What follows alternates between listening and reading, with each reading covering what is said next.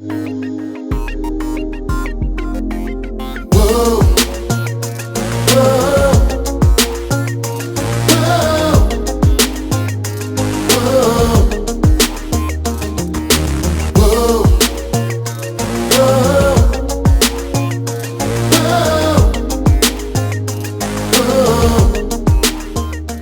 he was a very unique singer, being that he sang in those falsettos like 90% of the time. So his songs were like way up there. The keys of his songs were like way up there. They were like very high. So it came natural for us, me and my two brothers, to sing backup with him. Because I'm singing falsettos now. My younger brother is singing middle, my older brother is singing low. And then we had the ability to actually switch. So I would jump from falsetto to low. My younger brother would jump in top. My older brother would jump in middle. And Prince loved that because it gave him like this 3 different types of sounds from these 3 dudes. Now, obviously, Prince has passed away. Was that a devastating moment in your life when he passed away? Because were you still sort of connected with him, engaged with him? Were you still going to be touring with the guy? Or give me the logistics of the relationship and if it was still ongoing. Welcome to the Dave Darin Show. I have a very cool artist I wanted to have on the show. I've got DuJuan Elliott. How's it going there, DuJuan? Great, man. How are you? Yeah, I'm doing real well. So let me talk and introduce you first to our audience. You do a lot of things. You are a producer. Yeah. You have a studio, singer, songwriter. Look at all the studio stuff in the back. We're going to talk about that because studio stuff fascinates me as well. But singer and songwriter, obviously you have some new material out there. So obviously you are a songwriter as well, right? Yeah. By the way, do you do all the songwriting? Just out of curiosity, first question I have is the songwriting. Is it all you, or do you collaborate with other writers? You know what? I collaborated with a couple of artists on this EP because it's something I really wanted to do for a long time. Just collaborate, you know. They say more heads, the better, you know. So I wanted to make that happen with my first EP. So I'm excited about that. Yeah. Cool. An artist by the name of Tani, another artist by the name of Alan Z, another artist I'm working with by the name of Chris Cord. So it's just, it's like 4 of us that did this album. So it's pretty cool. Cool. Yeah. Okay. So the first thing about doing music is that the first thing being a musician and doing everything you do is to hold the audience, to hold the involvement of the audience, right? Yes. So now I've got to start off with something from you that's kind of going to be an attention grabber, and I'm sure you're going to know what I'm going to talk about. And it's not going to dominate this interview, by the way, because I want to talk about you now rather than you in the past. But I'm going to talk about the collaboration with Prince, right? Yeah. It's an attention grabber. When I do the show, it's an important thing for me to make sure I grab the audience and make them listen. Tell me about that. Awesome. I know that a lot of vocalists that come on my show, they start off in different ways. One of the ways they start off is they create their own band, or they get involved in a band, they play local shows, they finally tour, they maybe leave that band or get canned from that band, or they're messing around with other wives of the other instruments in the band, so they've got to leave the band, right, because of all the drama. And then finally they connect with the band from that perspective. That's one way of doing it. Another way of doing it is to be a vocalist who eventually gets to stardom based upon playing in Prince's band as a backup vocalist, which you were, and then for that guy in the audience, that promoter, that actual label, actually they close their ears to Prince for a while and they say, check out his background vocalist, man. The guy's got some chords on him. He's got some voice. Let's meet this guy backstage and let's talk to him about. So how does it happen with an artist that is a background vocalist? Or talk about that perspective first. Okay. You mean how do we get with him? How do we, Yeah, I guess maybe what was your goal when you were a vocalist, working your way up? Tell me about your goals and how you worked up to where you got. Yeah. Okay, yeah. It started out in like I said, me and my brother sang with my parents. We sang professional gospel with them for years. They were called the Beard Family, the Beard Singers. They're out of Arkansas. We left Arkansas, I think, at the age of maybe 19, 20, 21, somewhere around that area. And we made the transition from singing gospel to secular music. But it just so happened that I'm a close friend of the family, Morris Hayes, which is Prince's MD for almost 20 years, maybe more. He's from Arkansas too.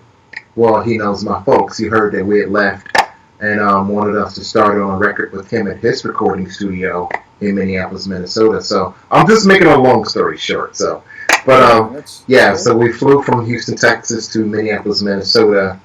Started working on our record because Morris was trying to shop us to major labels.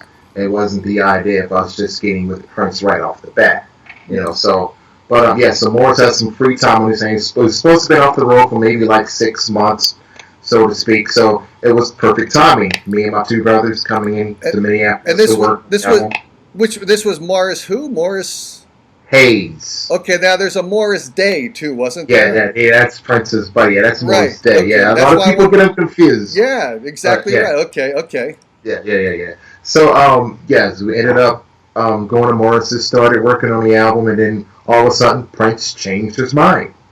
He didn't want to relax for like 6 months. He was ready to go back on tour, so he called Morris. We had to end up going with Morris to rehearsals, and we finally got a chance to meet him, and he heard that we could sing, and they started rehearsing. Prince saw we were just sitting there looking idle. He took microphone stands, put it up to me and my brother's faces, told us sing.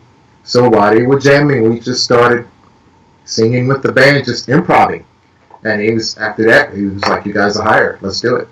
Wow. So now let me ask this question. You guys, so there was multiple family members. Yeah, absolutely. Now, was it family members for a while, or did they eventually you were the central point of focus from that family that was pulled in to work in? So what was it, the whole family, or was it eventually became just you as the predominant vocalist from the family? No, so actually me and my brothers, both of us, it's three of us. So, Johnny, DuJuan, and Kent Blackshire. So all of us ended up singing backup vocals with Prince together. Wow. Now, was there, it's funny because obviously when there's vocalists, you think of the Braxtons, right? My wife watches that show, The Braxtons, right? Oh my God. Always drama, whether it's real or whether it's fabricated, which I got to imagine a lot of it's fabricated. But there's pressures there because everyone looks at Toni and they all say, look at how popular she is, how she's gotten to where she is, and everyone else, it's hard to achieve that level of notoriety, right? So how did it, with the three of you guys, there's got to be some tensions there, or was there none? How did that work out? It was no tension at all. I mean, it was just a matter of me and my brothers because we all played different roles, even when we just being backup vocalists. We all had our own different roles. No one was sounding like the other one, and I think that's what I know for a fact. That's what Prince really liked about us, because we all had our own different sounds within, as backup vocalists. So he could call out either one of us and get a different type feel. So it was like a kid in the candy store with him when it came to us three brothers. Huh. Yeah. Now, was that intentional? Like when you guys are growing up and you're on the family, was there always a guy that took on like the baritone, and was that intentional because you guys needed to sound, you needed to harmonize in that pattern to make the sound full, right?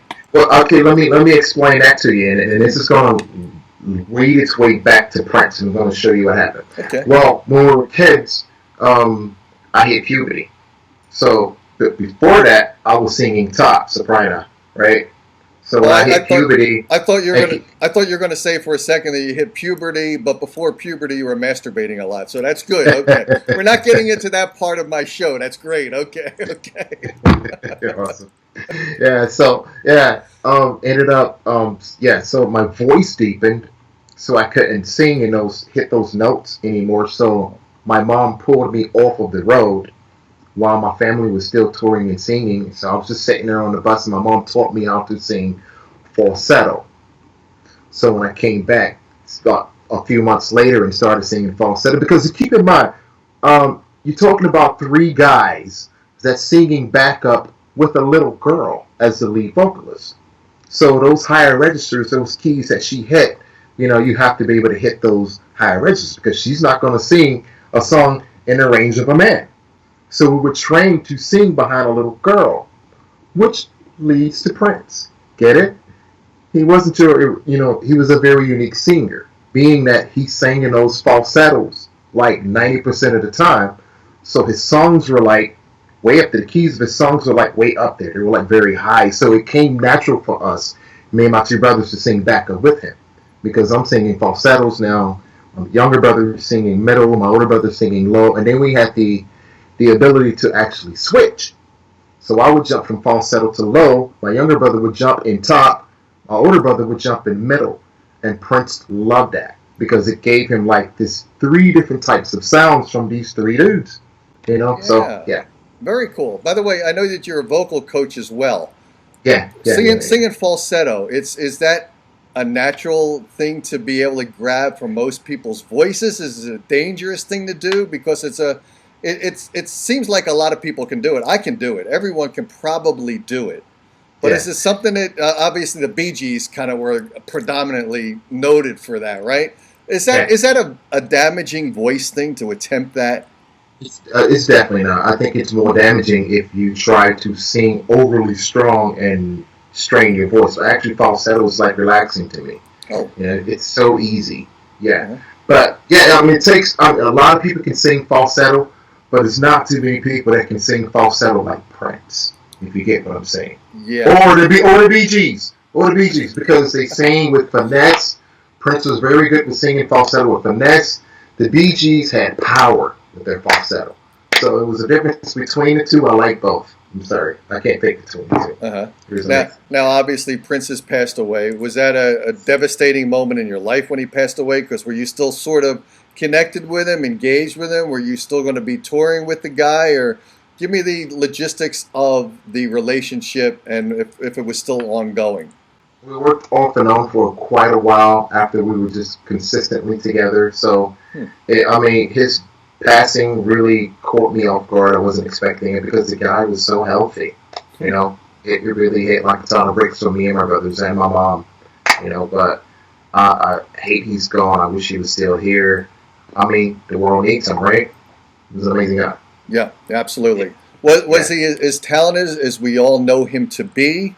Obviously, he was multi-instrumental. We know him from the guitar. I think he played a lot of other instruments beyond the guitar, a lot, right? Yeah, absolutely. I mean, it's amazing to actually sit in a recording studio with him and watch him play, whatever it was. Like his album, the Rave album, actually to even have the privilege of actually walking to the studio and seeing him track is very rare. Not too many people get to see that.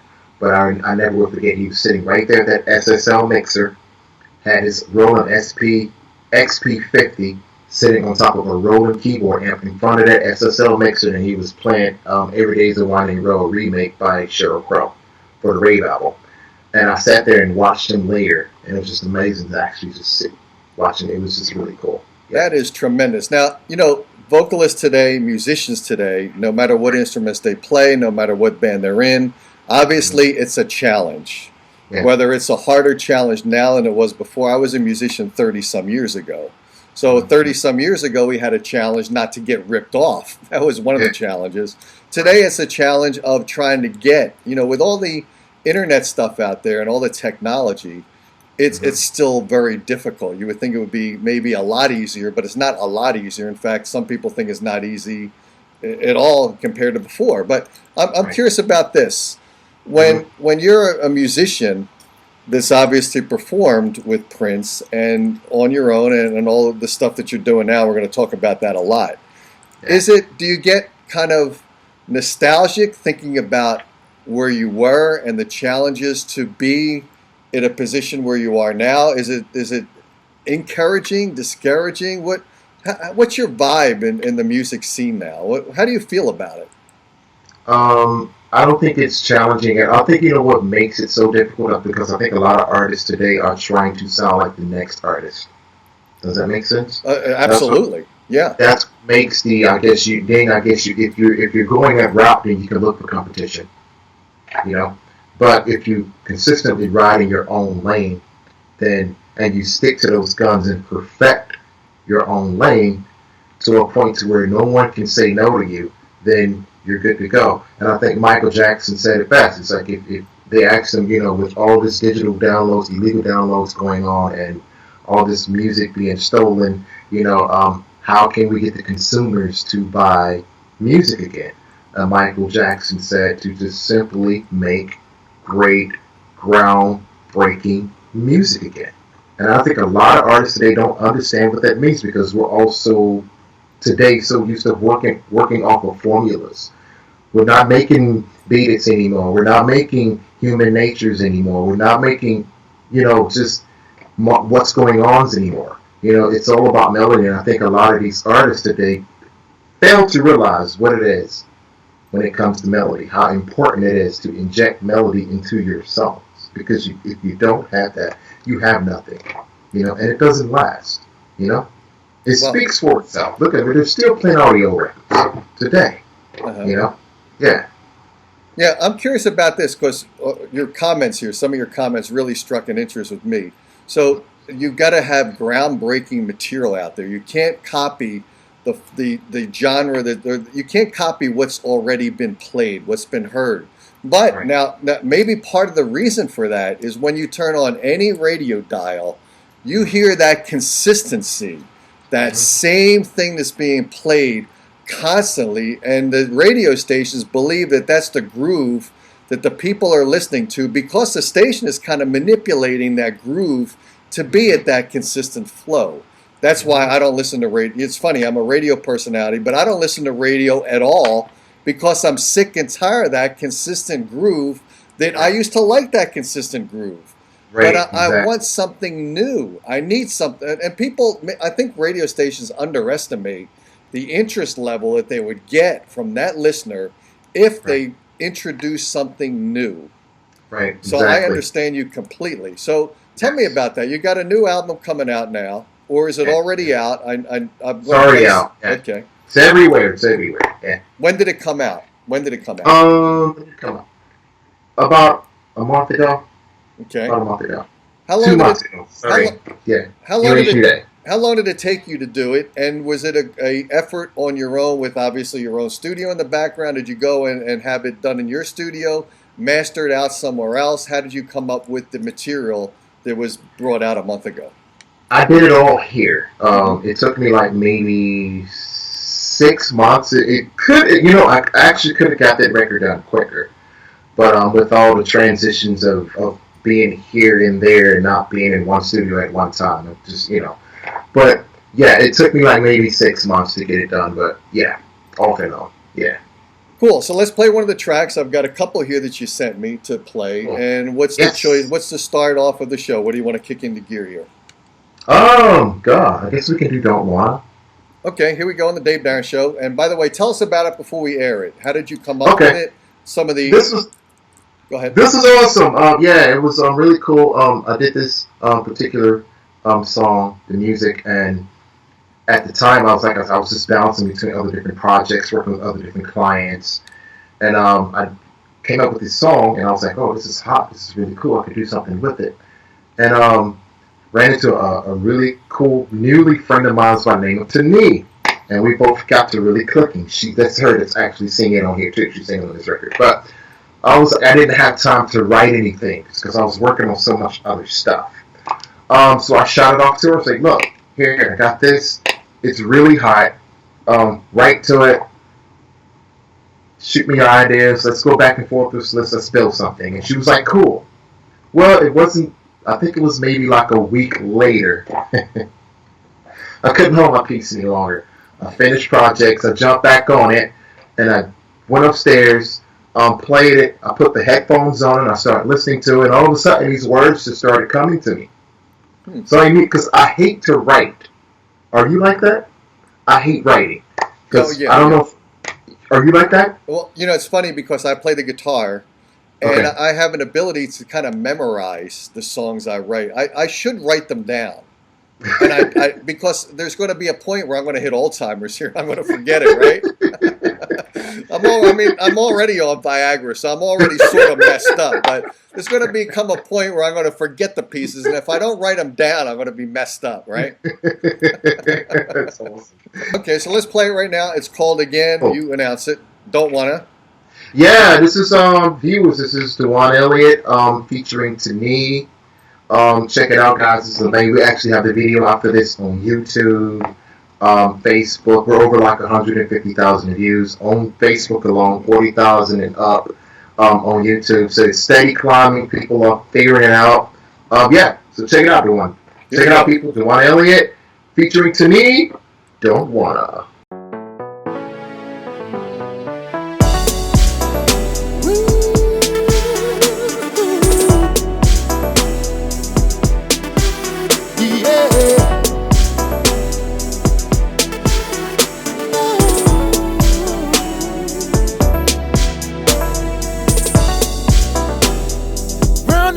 Around we go, up and down, God only knows.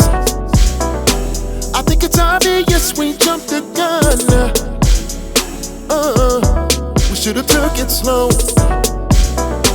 You say we doing it for the kids, but damn, I think we're living a lie and going to hell. Always talking out your neck with hate, and I'm conveniently coming home from work too late. I don't wanna fight. Don't know how to make it right. What are we even fighting for? You don't even care no more. More. Say it again. I can't go another night. You don't even wanna.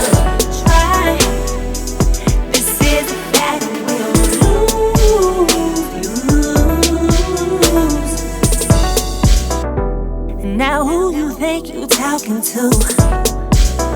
If you wanna leave, mine's out to you.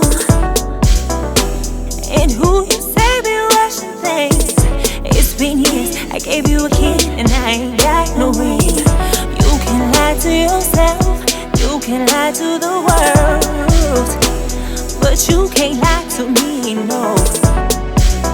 And you can search all of the seas, but you'll never find another that's gonna love you like me, no. I don't wanna fight. Don't know how to make it right. What are we even fighting for? You don't even care no more. Say it again. I can't go another night. You don't even wanna try. This is a battle we'll lose.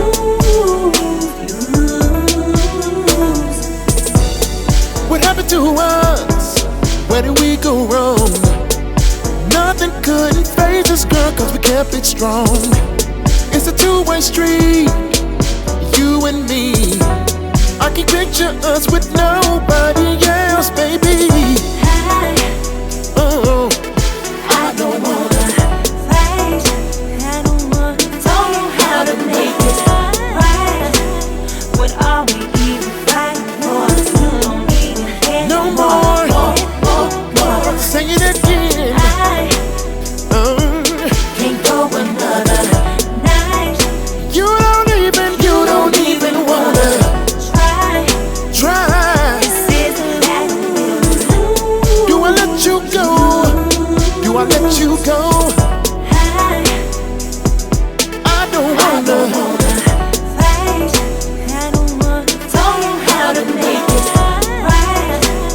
What are we even fighting for? If you don't even care no more. Hey, I can't go another night. If you don't even wanna try, this is a battle we'll lose.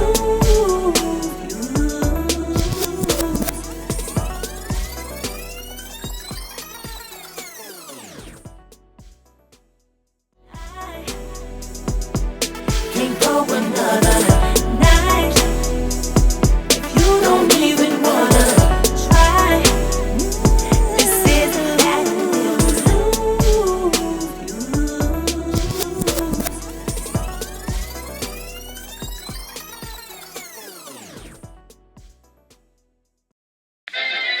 And now we take a break from our show for a word from our sponsor.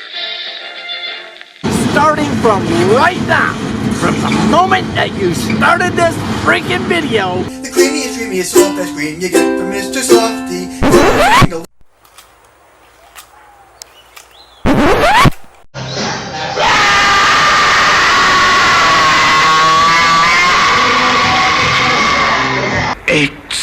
The Dave Darin Show! Hey buddy, try it on! Brought to you by our very cool sponsor, Cool air feels good! Rock Solid Talent Entertainment, the cutting edge of entertainment, bringing you bands, radio, and live streams into the 21st century. Everyone's gonna want to hang out with me! Woohoo! Yeah! Hang my hopes on a lasso. I ended up writing, well, not writing, but I got in the microphone and words just started coming to me. I was like, oh my God. This actually, if you go to Instagram, you can go to my profile on Instagram. I actually filmed it when it was happening. And it was so funny because just to hear these words come out and it's like, oh, this is amazing. So the words came out, I tracked it in. I said, this is awesome. I called Tani back up. I was like, look, because I think she called me like a day later and said she was working on like a hook for it and whatever it is it's at. The next day, I called her up. I said, Tani, I got something. You got to check this out. I emailed it off to her. And she said, oh my God, this is hot. Okay, let me get in the studio. So she went to the studio. She did her part to mine because I really laid in on this. I just kind of visualized it. Well, me just laying in on this woman about just telling her off. But you got to motivate people, right? You got to yeah. And to me, I think it struck her. So when after she heard my verse, she immediately went to the studio, and the first lines that came on her because I laid into it so good. She's like, "Who the hell are you talking to?" You know, that was the opening line to her verse. So I was like, "Okay, yeah, she's getting it." So yeah, she finished hers, sent me the hooks, the verses. I put it in. Took me maybe like a couple of days to mix it up, off and on with other projects, and that's what we ended up with. It was amazing. Let me ask you this question. Collaborating with other artists as far as writing, you already spoke about that. And obviously this piece is a collaborative effort of yourself and a female vocalist. Yeah. And obviously you performed with your brothers. Yeah. Is that something that you really dig? Do you dig the solo career itself? Or are they just so diverse that you like the experimentation of working with other guys? Female collaborators? What do you think? I find the solo career so interesting. I mean, I came from a family of singing, like where you're used to having that teammate beside you, those people beside you, singing. So I'm used to that. I'm used to playing with a team. I'm used to working with a team. That's my whole thing. Like I think one of my great things about me is I know how to build a team and work with a team, and this and that. But so it's been so odd for me to actually sit here and record my own record by myself. It's been quite challenging, which is kind of played into me wanting to have some collaborators on this EP. It kind of eased me into that solo thing, and yeah. Gotcha. When you think about music from, earlier in your career to where you are now. Now, we already talked about trying to find that new element so the radio isn't as stagnant as it is right now. Right. But when you think about what you've done in the past, it obviously creates that flow of where you are now. How do you move from past efforts to now? Do you have to block stuff out in the past and just make sure that you are consciously aware of not repeating the formula? Or is it just easy as you've grown in your career to do something new? How difficult is it? I don't think it's difficult. I think it's more about just growth, like being able to accept where you were, and able to embrace the new. And I think once you keep an open mind about embracing and just not just filter, because I've never, and I think it plays to my advantage, I never filter when I create. Does that make sense? Yeah. So if a bass line's coming to me in a certain way, I'm going to track it that way versus, how would this sound R&B style? How would this sound classical? So just put it down. So for me, I never filter. So I think that's why I can, yeah. Yeah, I know a lot of bands that have been on the show. I've had some bands on from the 80s and 90s. And they've dabbled into doing a comeback. Yeah. Yet you hear their music and it sounds like it was pulled from their 80s LP. And then they're wondering why there's no growth or no acceptance of that, because people are now, they moved from the 80s and the 90s. Even though the people dig it, there's obviously classic rock stations out there where you can get the 80s, you get the 70s, you get the 60s. Right. But when you're trying to move into a new pattern, you really do have to engage with what's newer. You have to. It's all about growth. I mean, it's just human nature, growth. The minute you stop growing, I mean, you're doomed. You're done. And that's in every aspect of life that you have to grow. Yeah. Now, yourself there, since you produce other people as well, right? Obviously you do. I've seen some of your efforts on YouTube, and you do work with other folks. Right. For their material. Now, when they come to you, and obviously this is an interesting perspective as well. Obviously, when bands play on stage, they have to engage with the sound guy. The sound guy has his own idea what might work for that room, that particular place where he's been a sound guy for a while. So he'll make recommendations. From you as a studio guy, a band will come in, they'll want to work with you, they found you out, they know that you're very capable, they know what your experiences are. They come to you, but they've got in their head what they want to sound like, and you know that you can bring out more to the audience that would accept them more. So you've got your own ideas. Mm-hmm. How much of a conflict is that? Is it a conflict that's needed to be had because you need to compromise, or maybe you shouldn't compromise. Maybe you should just let the guy do what he wants to do because it's his flavor of music. What do you do? I think a lot of producers get stuck in what they want and not being able to listen to the artist. Uh-huh. You know, because at the end of the day, it's all about what the artist wants. You know, you're just assisting. You know, you're just there to kind of like make sure that they give their best work. It's only so much I could say. You know, if I had 20 million albums, 20 million or whatever, at the end of the day, I respect that artist for what they're trying to do. If they want advice from me, cool, we can meet halfway. I still won't just throw even if an artist welcomed me completely to just have complete creative control, I would still want their input. Yeah, you know, but you do have those artists that come in and just be like, I want it this way, cool. Most of the time, I don't argue. If it's not a technical issue, cool. You lay it down, we'll have a discussion. Cool, crash and burn, do it. But it's going to sound good. But if you crash and burn, then you can come back the next time. Like, okay, DuJuan, cool. I'm open. Let's listen. Let's talk about this. Right. You know. So yeah.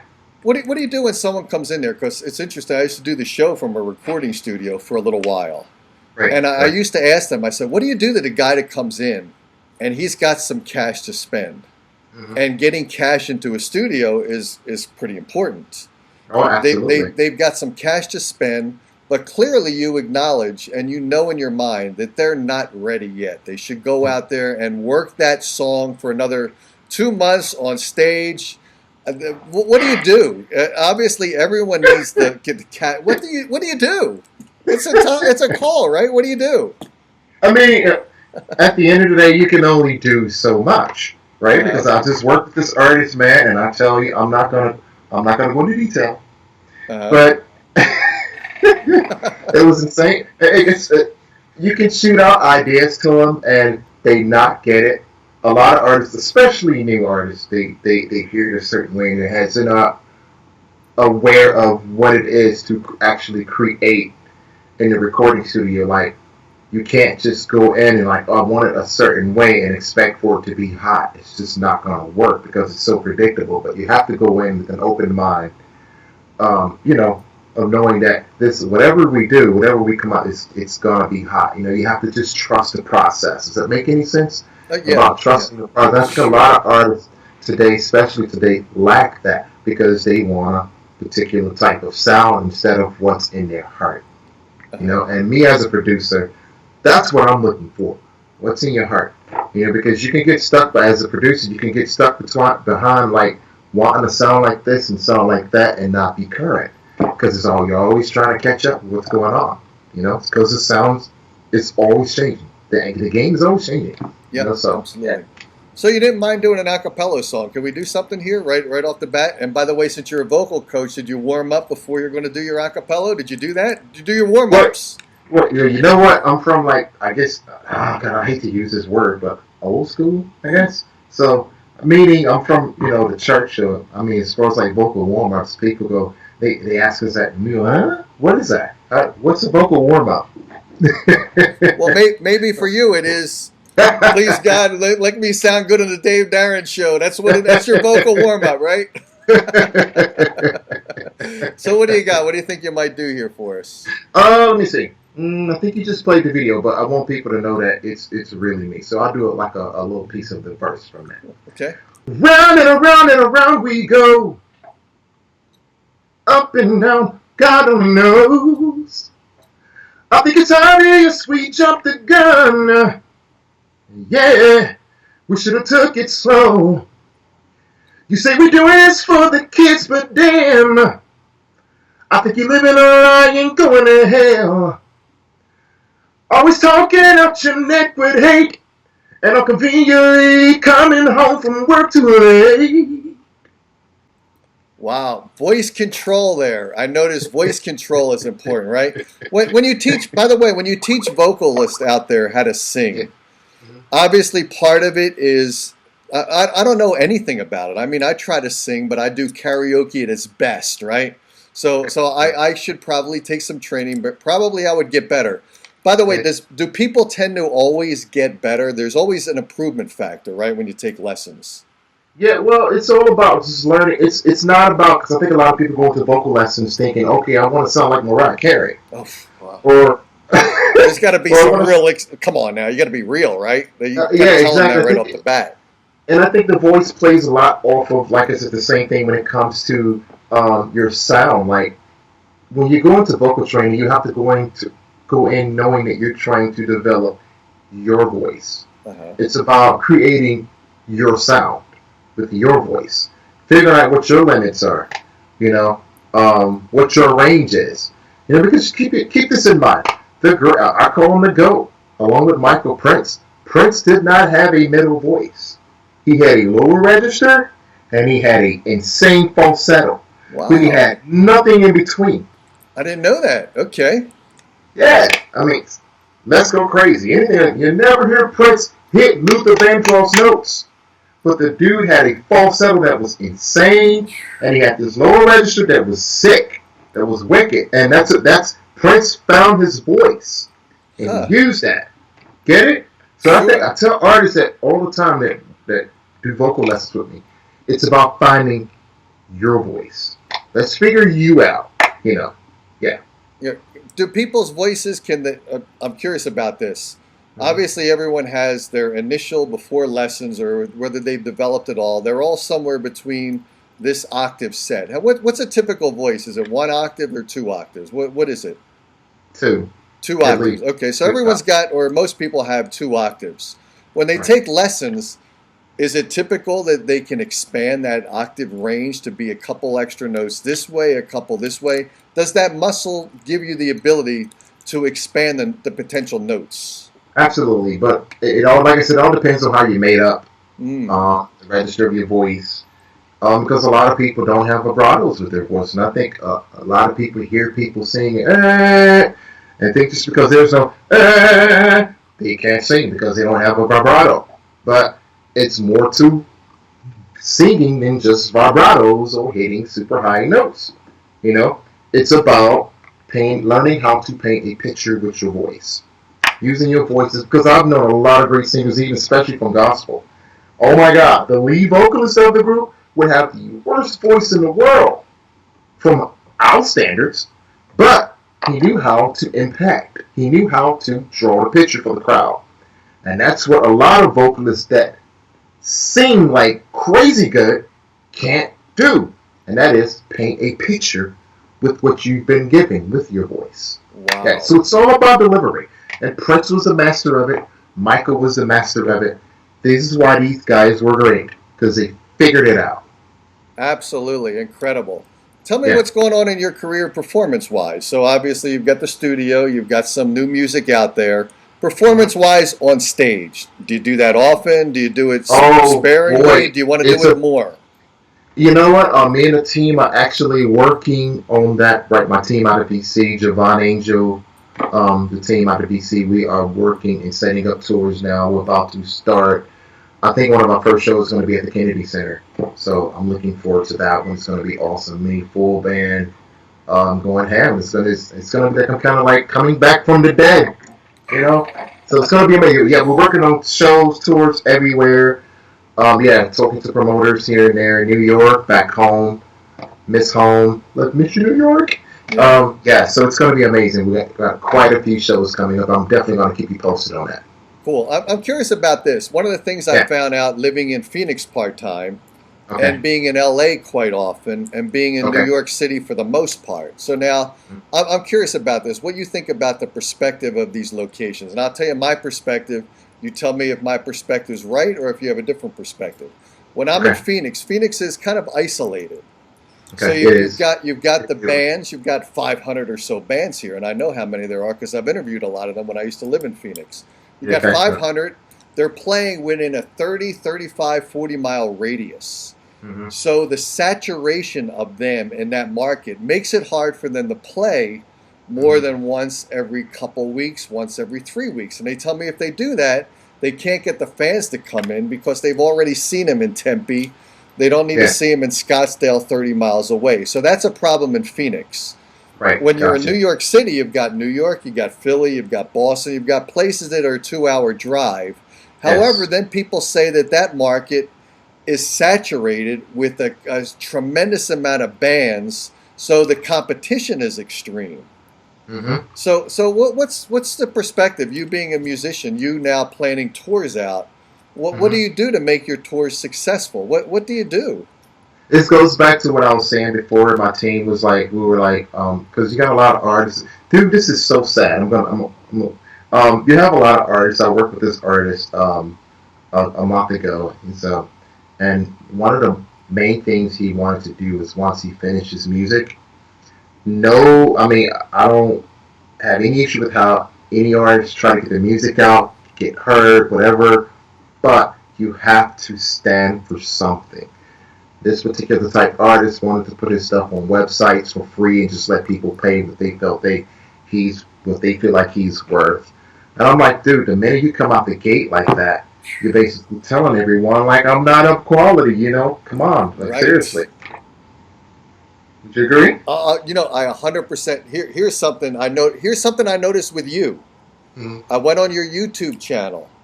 I saw, what did you call them? Studio. I wrote it down here.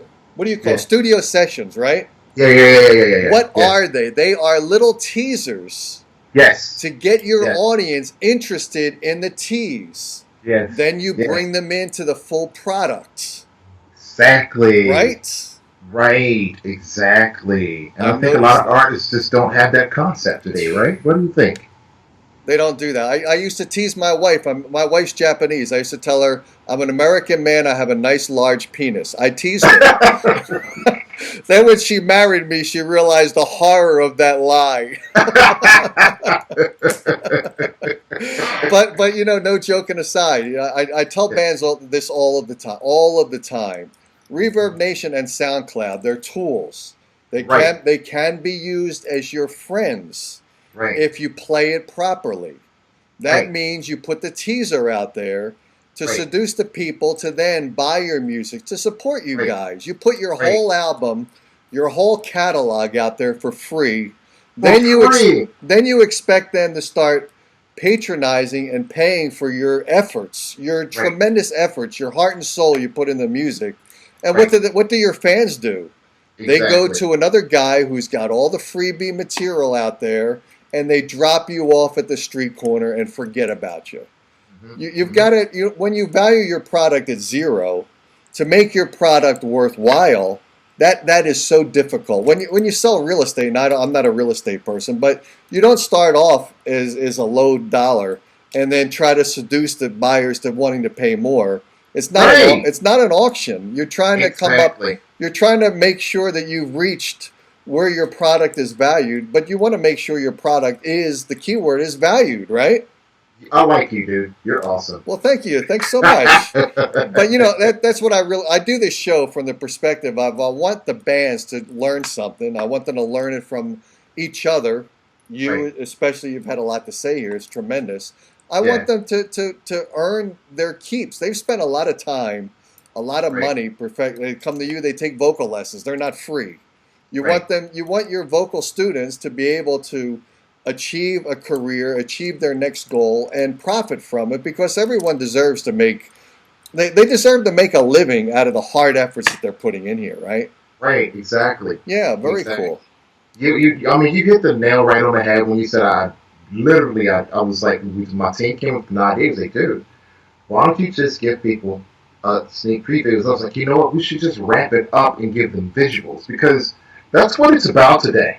Like, it's cool that you can drop music and just put it out there, whatever, cool, but people don't want to look at sound waves. People want to see some stuff. I'm like, look, I guess I'm an attractive looking dude. Let's figure this out. Let's do a sneak preview thing. Let's put me in the studio with some cool lighting and make it pop. Like, my whole thing was, look, if you can log into YouTube and see this dude muted with nothing playing, doing like this, like, just, it's gonna make you be, okay, what's this dude doing? Like, you at least click on it for like 2 seconds just to hear what this guy's doing, because everything is right, and I think people have fallen for it, and I'm happy he did. Yeah, boy, you are absolutely right. I did radio for a number of years. I used to do terrestrial radio. I got fired from all the terrestrial stations I was on for being too wild, and then I started doing online radio. Online radio is tough because everyone thinks they can do online radio. Okay. So you got competition with people that really shouldn't be on the radio at all. I mean, look at me. I barely can make it in radio looking like this, right? But then I started doing video, and to be honest with you, the video show is taking off. It's becoming, it is. And now the other thing I'm not doing is I'm not doing the solo gig anymore. I have promoters that help the show out. So I kind of learned my lesson of trying to do it all alone. Because and you can't. You got to really have a team. You mentioned you got to have a team behind you. You got to have support. You got to have those guys that carry you in your down moment to bring you back up. Yes, absolutely. You sure do. And I have an amazing team. Danielle Rosenthal, Javon Angel, Smooches, Maida, Vicky Murray. All of them led by Javon Angel, which is my right hand man. Me and Javon go way back to the Prince days. So we're like that. And this guy knows me better than anyone. I mean, I literally got to just sit there. We'll do a team meeting and just not say anything and just let Javon talk. I mean, everything I'm thinking, this guy we're like brothers, So I have an amazing team, dude. They're just relentless. Wow. I'm curious. I got to ask you one more question about Prince, because this is always interesting to people who listen to any type of show. Since you personally work with him, rather than hear it hearsay from someone that said that they heard this, what was he? A total perfectionist? Was he hard to work with because he was that perfectionist? Well, not really, because he always hired like amazing fellow artists to work around him. So, and that was just one of the things. If you couldn't, he would have people come through and do tryouts or whatever. And it always happened by like word of mouth. It wasn't like someone like filled out an application or talked to. It was always like a sick work. Like I said, me and my brothers came in off of Morris Hayes. So all his musicians always knew that next musician that he wanted to work with. And he ended up just hanging. But the artists were like impeccable. Like their retention levels were amazing. Prince would like do this, and he would do it. It wasn't about rehearsals. Wasn't about let's figure these particular type chord progressions out so we can make this song work for next. No, he would come in with a complete song and be like, let's do this, and the band would pick it up right away. It was amazing to just watch. He was definitely a perfectionist, but he had perfectionists around him. So it took his whole thing up to a completely different level of what your average band would be. Yeah. So yeah. Are you a perfectionist? And absolutely. Does that interfere? Because obviously some people that are perfectionists, they'll just keep on trying to perfect the products, and the delay in getting that product out there is a long delay, and then it gets overly produced. Mm-hmm. Exactly. How about yourself? I've learned to balance it. Like, I'm a perfectionist, but a perfectionist with balance. Like, I know when to let it go. I want my stuff to be heard. I want people to be inspired. So for me, that's the bigger picture now. Like it's not about self. It's like once I get it out of me, get it mixed down, I'm getting it out. I'm trying to get on to the next. I'm like I kind of feel like Prince now. Just let me get on to the next. Let me get on to the next. So I'm not one for holding in, you know. Cool. So if I have something, you're gonna hear it. Wow, very cool. How do people connect with DuJuan Elliott? How do they do that? Are you best responsive on Facebook, Twitter? Doesn't matter. You're just out there to respond. Oh my God! I'm like everywhere. I can respond. I'll respond from everywhere these days because I mean, come on, this is like look at the era when you can't play those roles of being so mysterious. You have to reach out to the fans and let them know that you love them and that you know that you're here for them. It's all about interaction today. So yeah, you can reach me at DuJuanElliott.com, Facebook at DuJuan Elliott, Twitter at DuJuan Elliott, YouTube at DuJuan Elliott 74. Yeah, so yeah, I'm everywhere. Instagram, DuJuan Elliott. Yeah, so I'm everywhere, dude. So yeah, absolutely. Cool. And there's 2 L's and 2 T's in Elliott. Two L's and 2 T's. 2 L's and 2 T's. Like I said, if you have any issue with that, just Google it. Everything will pop right up. There we are. Cool. Let's play the final track, closer of the show, which is going to be what? New Age, I think, right? New Age, New Day. Yeah. Which the video will be coming out with for that song within like the next couple of weeks. So you guys look forward to that. Cool. So now you're going to trust me to put in some tasteful video because since I do the video show, I've got to mix in some video, right? What do you recommend so I don't butcher it? What kind of video do you want behind it? You know what? You're an artist. I trust you. You trust me, okay. Yeah. Do your thing. Wow, this interview went really well till you just said that. You were very cool to have on the show. I appreciate it. And I would appreciate when you start your tour and you know a touring schedule. When you're in the New York City area, it doesn't have to be New York City, just somewhere close. I'm going to travel out to see you. I want to see what you got going. Are you kidding me, dude? Let's make it happen. You're like family. You're New York. I'm in Nyack, by the way, so you know what it is, right? Yeah, I do. Yeah. Yeah, I'm over. Yeah, I'm across the Tappan Zee Bridge. That's where I am. So, hell yeah, dude. Let's make it happen, bro. Are you kidding me? Absolutely. That sounds great. I love to see. I got to talk to you, and I want to interview you from that gig. I want to be backstage in the green room rapping with you. Okay. You know what? I'll make it happen. I'll leave you my number. Whenever I'm around, dude, just call me. We're going to make it happen. That's awesome. I love that. And it's funny, you will make it happen because I met you yesterday, and here you're on the show a day later. And I love that because I'm available to talk to interesting people all the time. I fit people in. The fact that you did that is tremendous because it means you care about your music. You care about people that care about your music. Absolutely. And it's important to do that. It's important to make sure the connections continue, right? Absolutely, dude. Absolutely. I definitely care, dude. I mean, this is something that like I said, we were born to do. So it's all about giving back, right? It's all about giving, man. And I think a lot of people need to figure that out today. It's about giving. It's not about receiving. It's a more blessing to give than to receive. That's right. You know? So that's right. We were taught that, so cool. Yep, cool. It was great having you on the show, and I'm going to see you in New York, somewhere in New York City, wherever it is, I'm going to see you. I'm going to meet you. I'm going to shake your hand. I don't want to do this video stuff. We're buddies now. We're buddies now. That sounds good to me. All right, man. Take care. It was a blast having your show, and we're going to play the track right now, and I'm going to see you on again for sure. Take care, man. Talk to you soon. You too, dude. Peace out. Yeah. Whoa.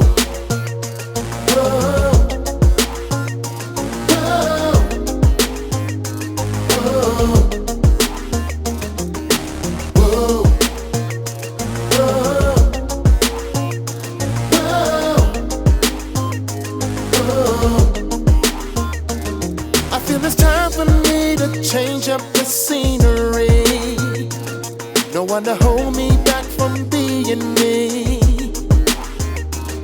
I gotta be the one to manifest destiny and show the world my life, my legacy. No more excuses, tell me what are you waiting for? I won't be sitting idle anymore. So don't be calling me if you left me alone. I'll show you I can make it on my own. So all I can say is whoa, whoa, whoa, whoa. I guess all I can say is whoa, whoa,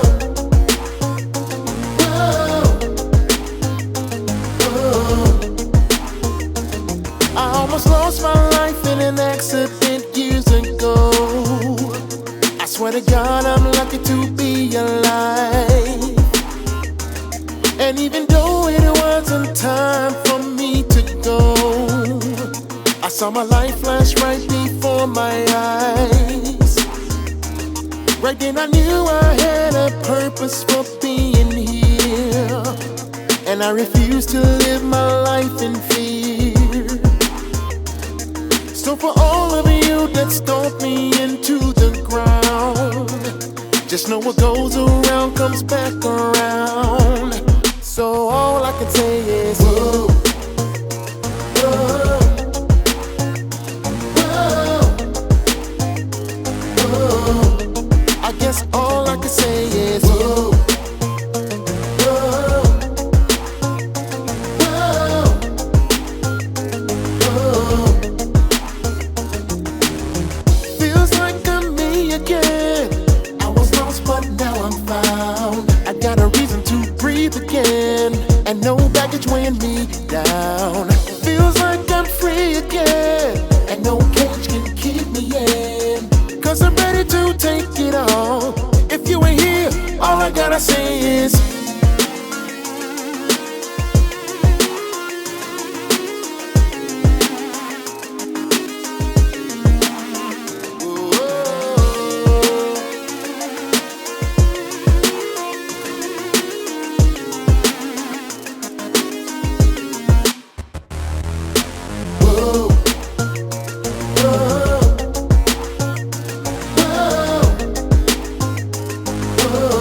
it's a new age, new day. Whoa, whoa, whoa, whoa, whoa, whoa, whoa. It's a